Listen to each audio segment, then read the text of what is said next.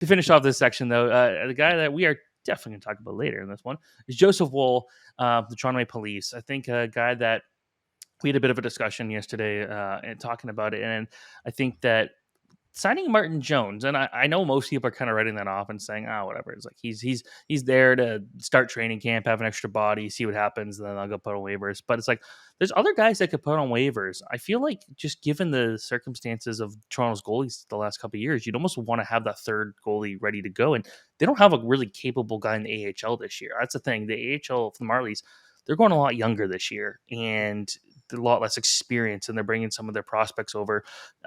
Not really like Keith Petruzzelli. Is he an NHL caliber goalie? I don't think so. And he's your best call up option at this point. So Jones gives you this extra backup there, knowing that, both goalies that are there have dealt with pretty significant injuries the last couple of years. So, having Jones there is good.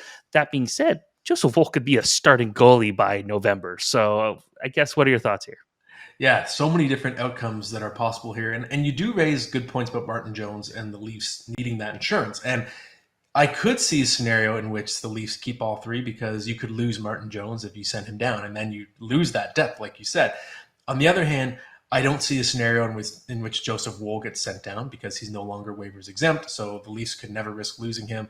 And if he does perform at the level they hope, it's just amazing to have someone on a deal that cheap as your starter, right? It's great for cap purposes long term as well. And if you look at Ilya Samsonov, he was really good last year. He was actually a top 10 goalie during the regular season, but the injuries, they've flared up more than once in his career. Inconsistency as well, we saw in the playoffs. And I think Joseph Woll, I just like his makeup. He was red hot in the AHL last year, came up to the NHL. He was dominant, 932 save percentage.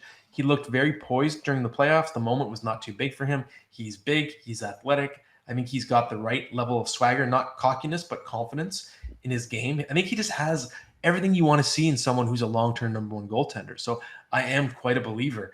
And I'm not saying for sure that he wins the job, but if I'm placing my chips on one of those three goaltenders to be the starter by the end of the year, I think it's going to be Woll.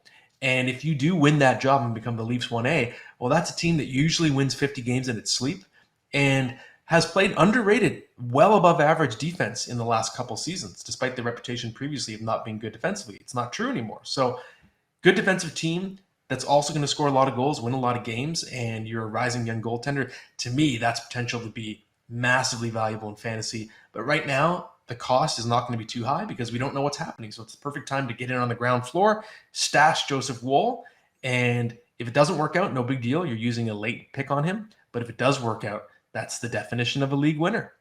If you play on one of those leagues that when you take a goalie, you also get the backup goalie for that team, like you do, could do a lot worse than Toronto, I Oh, guess. yes.